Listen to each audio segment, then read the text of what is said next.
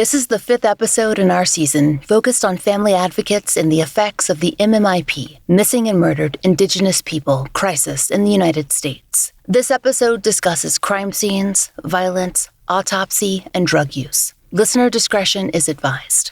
The views, thoughts, and opinions expressed are solely the interviewee's own. All individuals are presumed innocent until proven guilty in a court of law.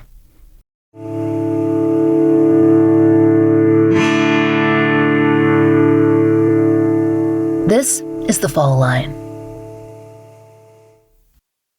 In March of 2023, Vandree OldPerson died alone in the snow in a rural area of the Blackfeet Nation reservation in Montana. She was just 20 years old. Vandree was a dearly loved daughter and sister and the cherished granddaughter of a retired police chief, known and respected throughout the area. She was also a talented cross-country runner who raced throughout high school and whose achievements are still available in archived newspapers to this day.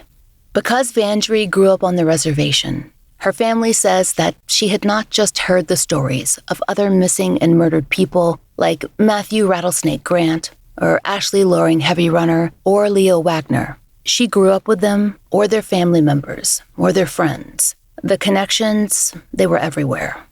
Vandree, who was only 14 when Ashley Loring Heavy Runner disappeared, saw the posters and the billboards firsthand. She knew the families, and according to the Billings Gazette, she listened to a podcast about Ashley. The article doesn't name the specific program, but we asked Vandree's mother, Carleen OldPerson. She said that Vandree followed Season 3 of Up and Vanished, which covered Ashley's case. Per the Billings Gazette, when she finished the podcast, Vandree told her mother, quote, "If anything happens to me, you better find out who did it." Carleen didn't think she'd have to make good on that promise. Her daughter was young then, a talented runner who loved spending time with her sisters and her grandfather, the former chief of police for Blackfeet Law Enforcement Services. But Carleen says, just a few years later, it became her reality. Vandree went out one night, and she never came home.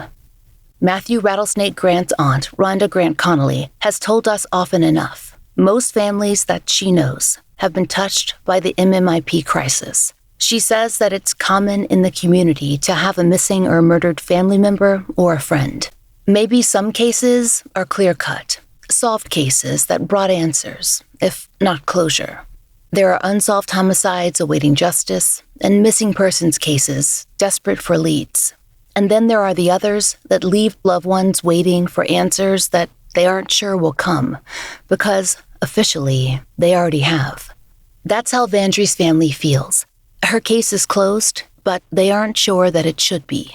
Carleen OldPerson found us through Rhonda's Blackfeet MMIP organization, and she asked us to cover the death of Vandree. There's the official story, her family says, and then there are the rumors that float around the reservation. What we know for sure is this. Vandree left her mother's house on March 28, 2023, a Tuesday, to go out. Carleen said that she left in a blue SUV driven by someone else. She'd planned to hang out with a few people that she'd been spending time with in the past few months, people that her mother didn't approve of. They were much older than her daughter, and according to Carleen, Vandree told her that she'd had an argument with one of them just a few days before. But her daughter said everything would be fine. Carleen expected her home for dinner, but she never returned. It took Angelina, Vandree's older sister, a while to chase down leads, but she heard rumors of where her sister might have been last seen. Sweet Pine, a small rural area of the reservation northwest of Browning. An alarm went up and a community search began, including efforts from law enforcement and search and rescue. 3 days later, on March 31st, Vandree was found there, dead in the snow. A small trail of her belongings led searchers to her final resting place. How did she get there? According to her family, no one quite had the same story. People denied having been there. Others identified them as having been with her. She'd been in a blue vehicle, or maybe a white one. Some said she got angry and simply walked away. Others whispered that there'd been a fight, and Vandree was purposely left behind. But it's not something that Carleen can prove through official documentation that she's received. Medical reports can only provide the how and not the why. The papers she has list Vandree's death as accidental, but cannot give her a timeline of that Tuesday in March. There are several law enforcement agencies that may become involved in a case on the Blackfeet Reservation, depending on circumstance. In Vandree's case, the FBI took lead after the initial search, with the local medical examiner conducting her autopsy. Carlene shared that report and some others with us. In it, Vandree's death is listed as ruled accidental due to hypothermia associated with acute ethanol intoxication. Vandree's family does not dispute this, but Carlene believes that there's more to the story, a lot more, and she would like to see her daughter's case re-examined. Carlene has told outlets like KZBK in Montana that she considers Vandree's death a murder. It's a belief that she holds based on circumstance, personal interaction, and what her family has heard around the reservation since. There are people who were with Vandree at some point on Tuesday, March 28th, 2023, before she died. Carlene says that others have spoken up since then, just not to law enforcement. When the Billings Gazette covered Vandree's case back in 2023, it was still referred to as open. Carlene tells us that it has now been closed by the FBI. When we reached out for a statement, the regional office declined to comment, and our FBI FOIA on this case is still pending. But we do have some initial incident reports that offer insight from local law enforcement into the case. Vandree's family hopes that the case might be reopened, if not with the FBI, then with one of the other agencies that has jurisdiction, and that witnesses might be re-interviewed and stories reviewed. Carlene's 4 daughters grew up close. Carly is the oldest, then Angelina, then Vandree 5 years later, and then the baby, Mara. Part of their bonding was the use of family nicknames.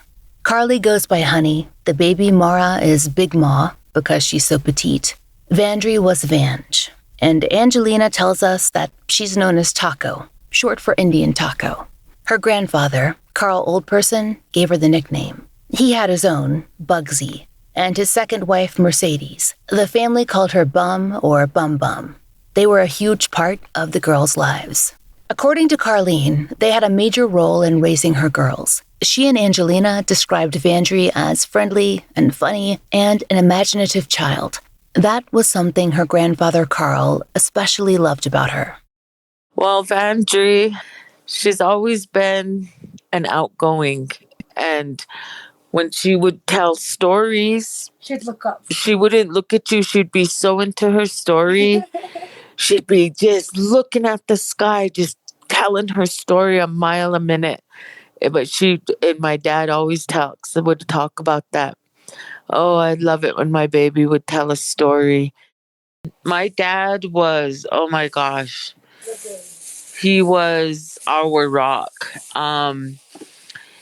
He had a hard life, and family was everything to him. He was just a godly man. You know, he loved and feared God, read his Bible every day. He didn't give up hope in me. And me, I was a chronic alcoholic. And that's why he raised my daughters. And not every grandparent, but it's mostly, that's what it seems like, the grandparents on the reservation take care of their grandkids. And he took my daughters and he raised them. And I tell my daughters that they were lucky because some of the grandparents aren't able to take, and a lot of the grandchildren suffered. Me being sober for 2 years, it's kind of eye-opening to the trauma that people that we just have in everyday life here, you know. And I see how my daughters, by the grace of God, they had my dad and they had Mercedes, and they took them and raised them while I struggled with addiction of alcoholism. Because of that closeness, Carlene says, her girls considered Carl to be their father more than their grandfather. He was the man that raised them. Yeah, people would get confused and Vandree would argue with them, and that's my dad. Yeah, but that's Carly. No, I don't care. That's my dad, not her dad. That's my dad. That's serious. That was the argument, and she'd win. We'd just give up. Carlene and Angelina, Vandree's older sister, said that being at his house was a comfort. It was their favorite place.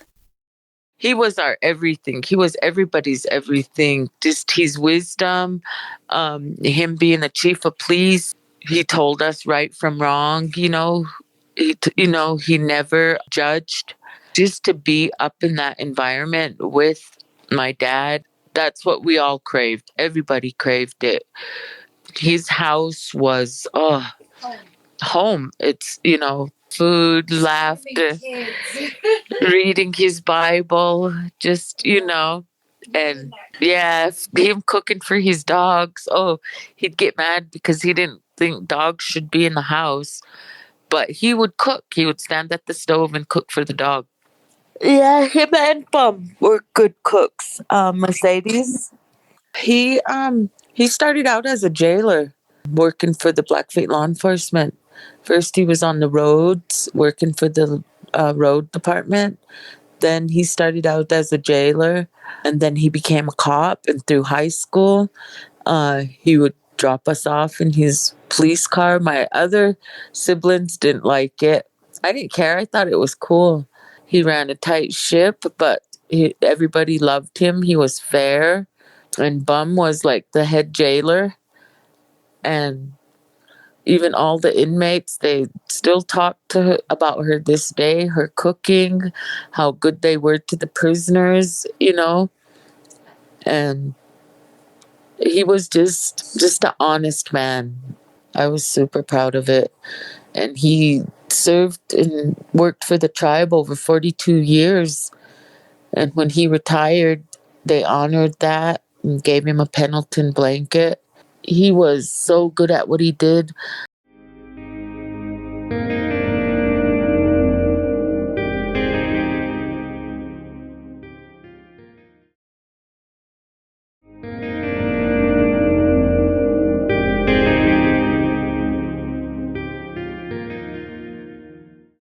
When her girls got old enough, they decided to go to school, at least during the week, at what they describe as the Blackfeet boarding dorm.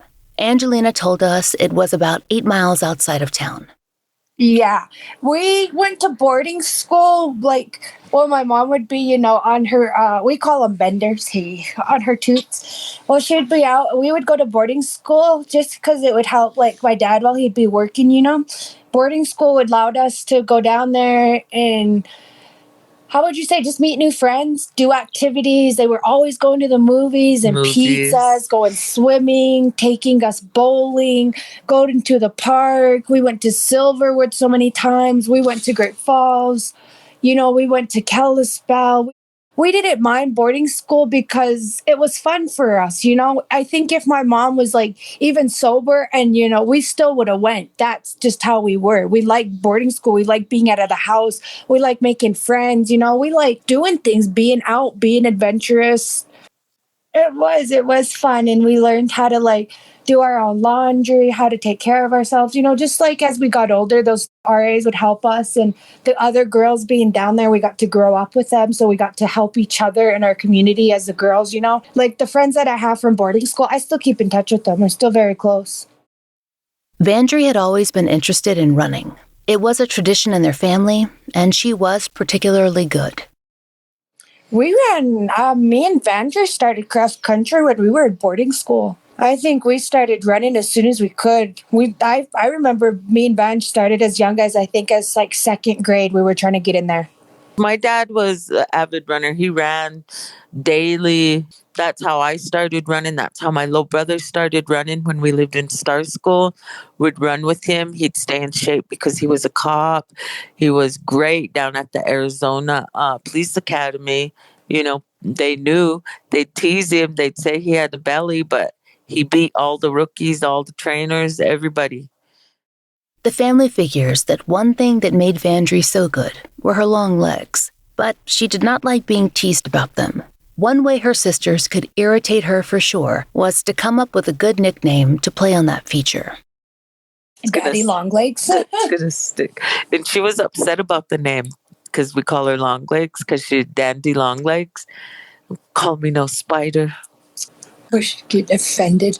And when Vandree would get insulted or get upset, oh my goodness, you better just get away from her, because she was so persistent to plead her case, and she was very outspoken. She was very determined to, not let you get to her, but also it's like how she would talk back. Her comeback. Yeah, her comeback. Wit. Her wits was strong. She was witty with it. She was quick with it. Carlene hoped that running might take Vandree on to college. After all, she loved to be active. But when Vandree thought about the future, the military seemed like it might be the right fit.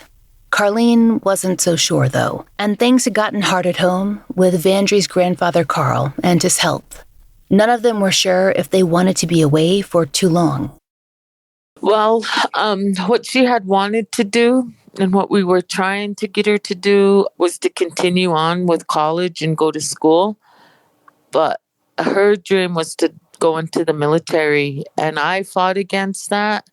I didn't push her too hard, but then you see the big picture. My dad was sick. We just all stayed home, and Vandree was his caretaker. She took care of him. Carl had always had a bad knee, but he'd never let it slow him down much. Not until his last leg surgery in June of 2019. That's when things took a turn for the worse. Until then, he insisted on total independence, driving to every grandchild's sports game and exercising like he had as a young man.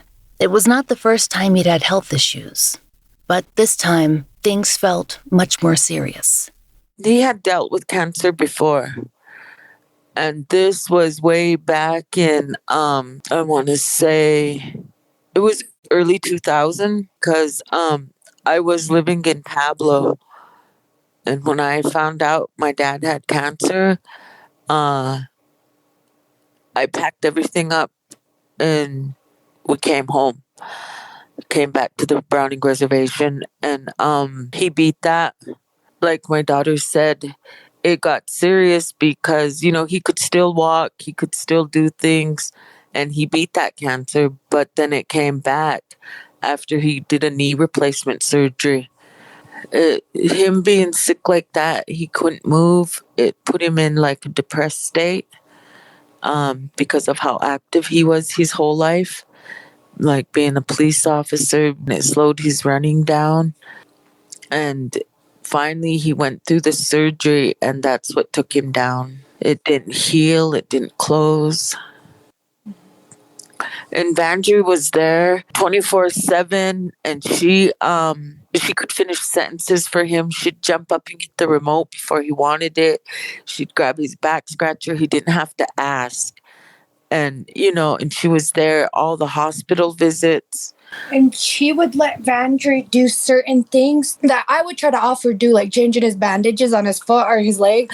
And he would get upset about how I was doing it. But my sister Vange, he would let her. He wouldn't let other people like my other sister Mara, my mom, aunties. He wouldn't let them, or my uncles. He wouldn't let them do it. But Vandree could, That's their bond, They were so close. He didn't mind asking Vandree for anything. And, that's just how they were, She could read his mind and could do things for him before he even knew he wanted it, So yeah. And she was just there for him. And him being sick, it took a toll on her. And this was a long thing because he was kind of sick for a while there. It really scared her. She would always say, "What am I gonna do?" She would tell me, "Taco, what am I gonna do? I don't know what to do. My whole life is him." That's all she's ever known is him, to take care of him, be there for him. She said she doesn't want to go to the military. She didn't know what she wanted to be. That all she's ever known was him, and that she was scared. I remember talking with her and telling her, it's going to be okay, Van. We're going to find something. We're going to find our purpose. We're going to find our walk. God's going to show us, And she would say, "No, Taco, this is different. I don't know, And she was scared. I remember just telling her, it's going to be okay. but she was so scared, and it was just hard to talk her out of it sometimes because she was so worried. Worried she didn't know what she was going to have in life, besides him once he was gone. She really did try to go, get her own life, but she would always come back and say, all I know is my dad.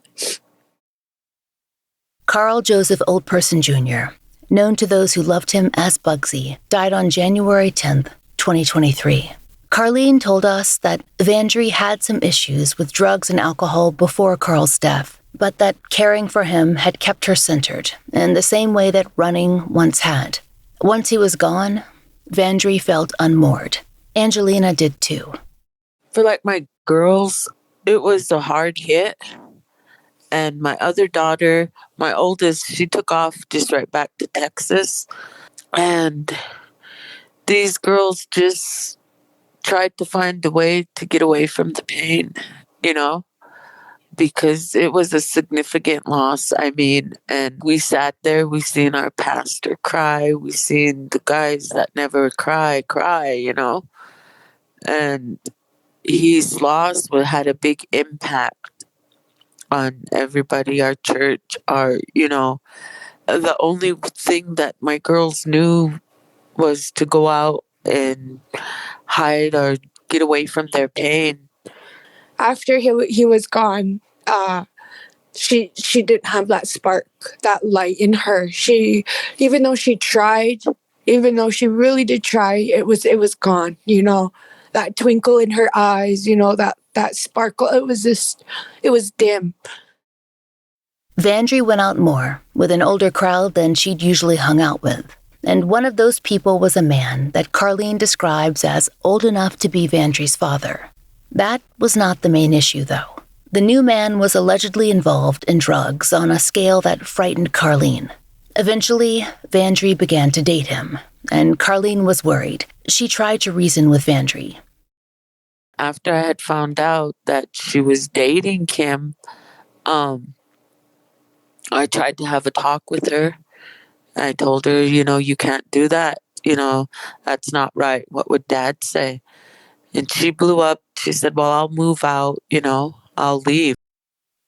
Vandree stayed in contact, but was gone from the house for weeks. Angelina says that while she had her own substance issues at the time, she was more worried about her sister because it felt like Vandree was chasing something that she wouldn't be able to find, an escape from Carl's death. And to do that, she was hanging out with people who didn't seem to truly care about what happened to her.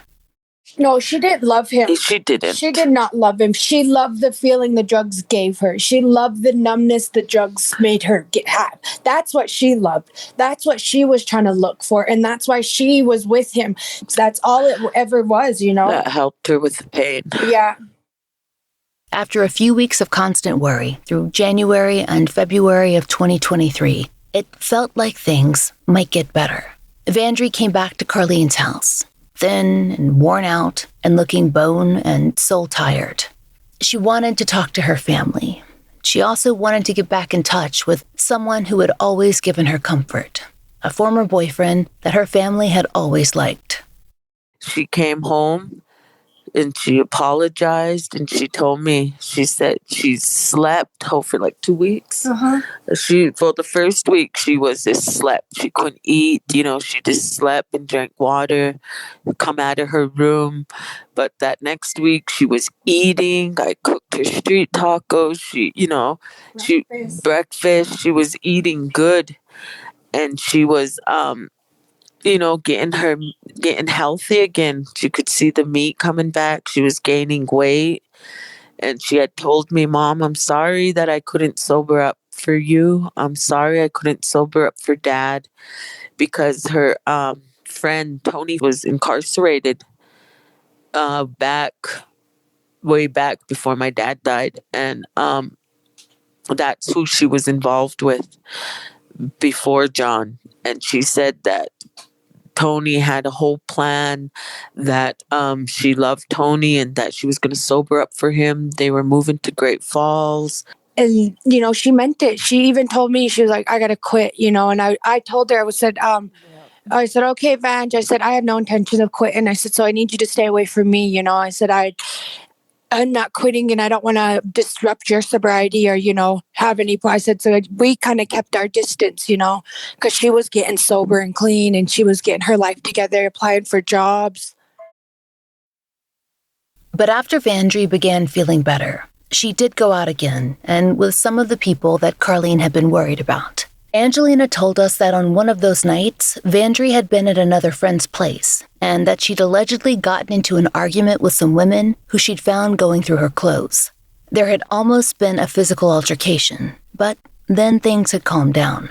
Angelina also heard that Vandree had been hanging out with that older guy again, whom the family had been concerned about. When Vandree returned to Carlene's house on Tuesday, March 28th, she told her mother that she was going out again and getting a ride from one of the women that she'd had that conflict with just a few days before. That concerned Carlene, but Vandree said not to worry. It had all been sorted out. She sat me back down and told me, no, Mom, it's good. It's all good. We resolved it. The situation's been fixed, I was like, okay, are you sure? And she's like, yeah. And I had this thing with my girls. I'd go take pictures of their license plate and see who's all with them and tell them, better bring my daughter back. And that's the only time I didn't do it, because Vandree asked me not to.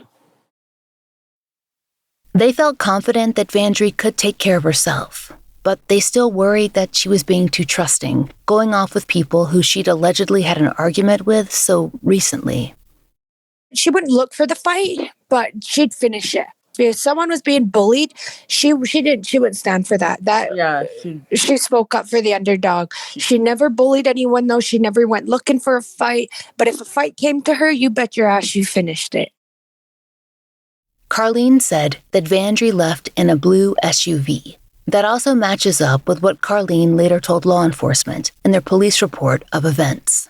Vandree did have a phone, but that did not mean that they'd be able to reach her easily. After Carl's death, she'd taken to carrying his old phone. It was sentimental. She had my dad's phone, but there was no service on it, and she had to be by Wi-Fi. So by evening, I was thinking, well, maybe she's having too much fun. And by 9 o'clock, I was, and I was trying to get a hold of Taco and tell her, where's your sister? Have you seen her? And she just didn't come home. And I stayed up all night waiting, because she said she was coming home. And then she didn't come home. And that next day, I stayed up all day asking Taco, and Taco went out a few times to look for her. And where were you driving around when you went looking for her? Just the normal places I think she would be. Just, places of friends, With Vange, me and her had made this pact to message each other every morning. Didn't matter, somehow, some way we needed to get a hold of each other to let each other know we're okay, And when she had left the house, I was not home. I was at a friend's house. I'd come home, shower, get clothes, head out again. I didn't think too much of it. That first day I didn't receive a message and I thought, and I kept messaging her, nothing. But here I remember looking at the thing and on Messenger and it said not active for 18 hours. And that's when I start really getting worried and concerned.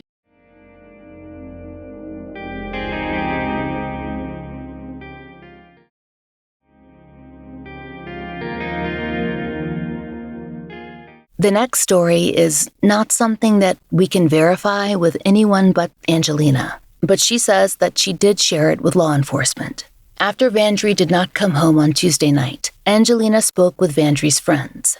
Based on those conversations, she said that she began to track down who exactly Vandree was supposed to have been with that late Tuesday evening. Angelina told us that she heard 3 names. The man Vandree'd been dating, the person who Vandree told her mother was picking her up in that blue vehicle, and a third man known to the family. Angelina says that she arranged to meet up with that first man to sell him a DeWalt battery, something that's used for power tools. Her main goal was to ask if he'd seen her sister. He took the longest time to meet up with me. Took forever. And then finally, he was like, yeah, come meet me at this house. I pulled up. He gets in. He was like, oh, what's up? Just talking nonchalant. And He's like, yeah, let me look at the battery. He's sitting there talking, and I'm like, yeah, do you know where Vange is? I'm like, I haven't heard from her in a couple days. She hasn't messaged, and he knows, that she's supposed to message me. I was like, she hasn't gotten hold of me. And I looked at him, and he's like, no, I don't know. He's like, last time I seen her was when we was out to Sweet Pine. He said we got in a fight. I was blacked out. I was drunk, we was fighting and I blacked out. And she got in with her friends, she got in this white car and headed out, I think they headed back into town. I haven't heard from her though. He's like, I've been messaging her friends too. I've been messaging all her friends and no one's seen her. He's like, if you seen her, let me know. Get a hold of me, My feeling right then was, I was like, okay, something's up now, because all her close friends, I'd already gotten a hold of him, and he didn't know that yet. And so I start getting worried. I come home, I come to my mom, I'm like, I just traded him, and I told her, and she's like, okay. So we got up and we start getting worried. We start getting scared because how he said it. One friend who had not been with Vandree that evening still seemed to have the most concrete information. That friend allegedly told Carlene that they'd heard that Vandree had headed to Sweet Pine with several other people that night. They also said that they'd gotten a phone call late Tuesday asking for assistance. The story they'd been told was that the vehicle everyone was riding in had gotten stuck in Sweet Pine. Vandree's friend said the call was a request to help them get the car out of the snow, but they hadn't been able to, as they had no way out to Sweet Pine. On that call, there was no mention of a white car that had arrived to take Vandree away. Carlene had been housebound because of a knee injury, so while Angelina and several family members were out searching, she called Rhonda Grant Connolly, head of Blackfeet MMIP, who promised to help organize search efforts. In addition to calling Rhonda, Carlene said that she contacted Blackfeet Law Enforcement Services to alert them of Vandree's last known location. Another of their family members, Aunt Sweets, got in touch with Search and Rescue. Posts circulated in the community, asking for volunteers, and the professionals headed to Sweet Pine. By the time Carlene made it there, she said that a large area was blocked off to everyone except the searchers. So Carlene could only watch as her friends and her neighbors and law enforcement combed the area. By the time I had got up there, they had it blocked off. And that's when I was like, oh no, she's going to get so mad at me. Look at this fuss I'm making and I'm causing this big scene. Angelina had arrived too with their grandmother Mercedes. She'd been trying to get in contact with all three of the people allegedly last seen with Vandree. She says that she called that older man, the one she'd sold the battery to, and she asked him to come and join the search efforts. And while we were up there at the search, I was in the truck with my grandma Mercedes. I was on the phone because I was like, you need to get up here. You need to get up here and help us search. I said, this is where you last said she was. And I was trying to get him up there and he wouldn't come up there for his life. I was like, if this was your daughter, how would you feel? He wouldn't come to the search. He was saying, no, I don't know. I was blacked out. I was drunk. I was sleeping. While Angelina was on the phone, one of the three people she'd heard had been with Vandree did show up to the search. He was someone her family had always been friendly with, and she hoped he could shed some light on what had happened that night. When she got out of the truck, still on the phone, she approached the second man and asked him if what she'd heard was true. Had he headed up to Sweet Pine with Vandree on Tuesday night? Had he seen her sister leave in a white car? Angelina says that he denied this. Allegedly, he said that he'd seen her sister earlier in the evening, but then gone home, and he'd never been with Vandree in Sweet Pine. I'm like, so whoever's lying, I don't give a f***. I said, just want you to, find my sister. Where's my sister? If you guys know something, tell us. I told them both, you guys have kids. If this was your child and this was your kid, how would you feel? Meanwhile, searchers had been combing the area for quite some time. Earlier on, a law enforcement team had noted an area where a vehicle, likely a truck or smaller SUV, might have become stuck. The report indicates that there were also footprints in this area. Then, quote, there was another set of vehicle tracks just past this location where the truck/SUV had driven off the road onto the upper embankment without becoming stuck. This was photographed and documented during the search. The searchers had also come across something else. Per the Billings Gazette, they found Vandree's purse. Inside it was her phone, among other personal items. The police report noted that a pair of sunglasses was found about 10 feet away. Officials noticed a path of footprints leading from the sunglasses that took them on a circuitous trail across hundreds and hundreds of yards of terrain to a spot where markings indicated that Vandree had crawled on her knees back toward the road before collapsing. That's where Vandree was found. There was one injury mentioned that we didn't see discussed anywhere else. The police report noted that Vandree had, quote, cuts on her lips and teeth. The law enforcement search team began making calls to further officials, including the FBI on call, the coroner, and the local sheriff. The sun was setting by that time, and a storm was coming in. They had to begin to mark off the scene as soon as possible, and Vandree's family, they were waiting beyond the blockade.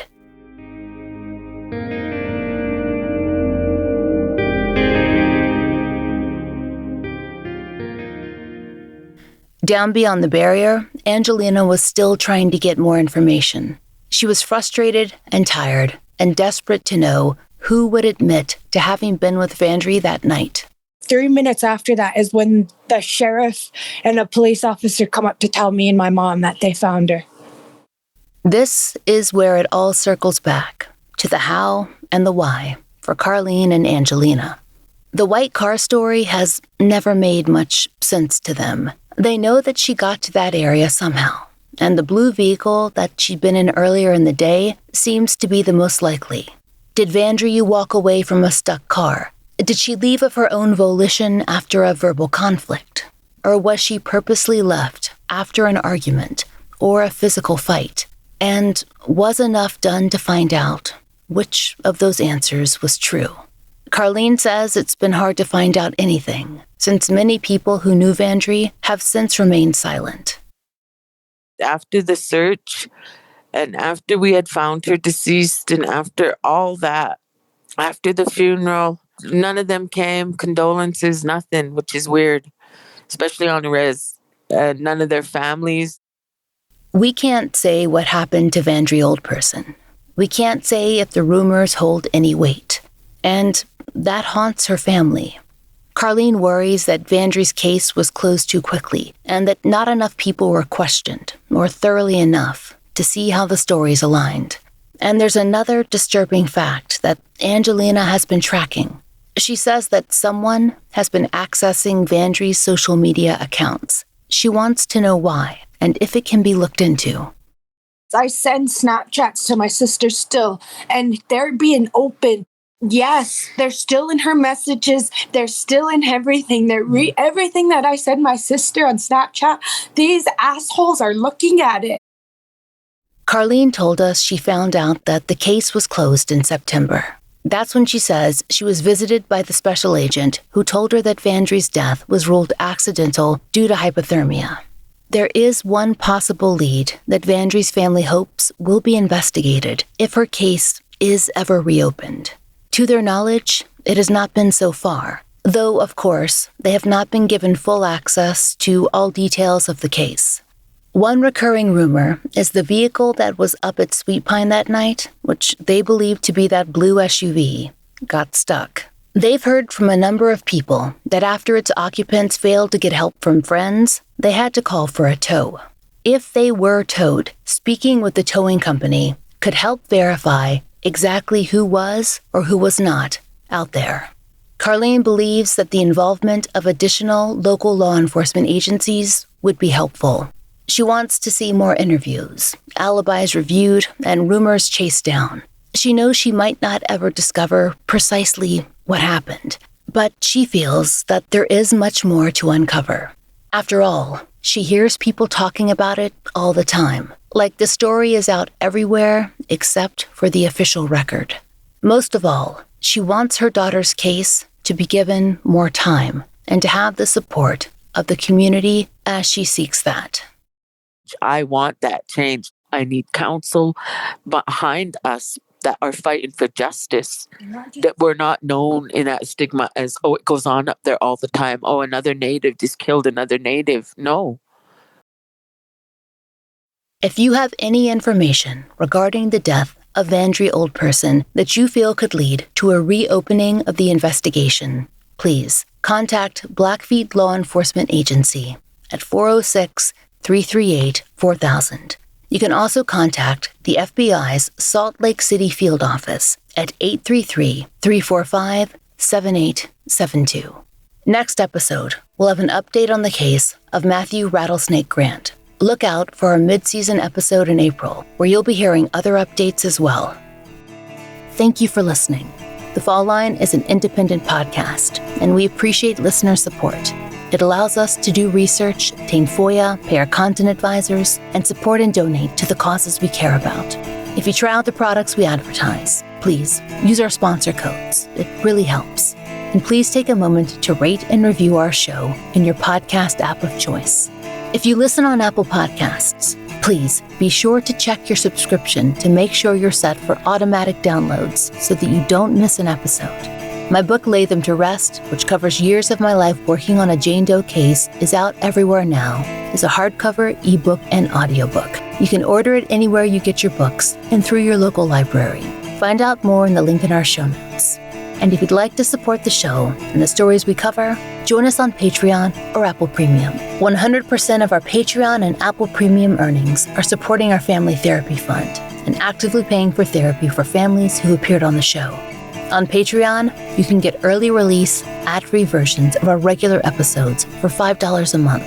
If you prefer Apple Premium, you can subscribe there as well.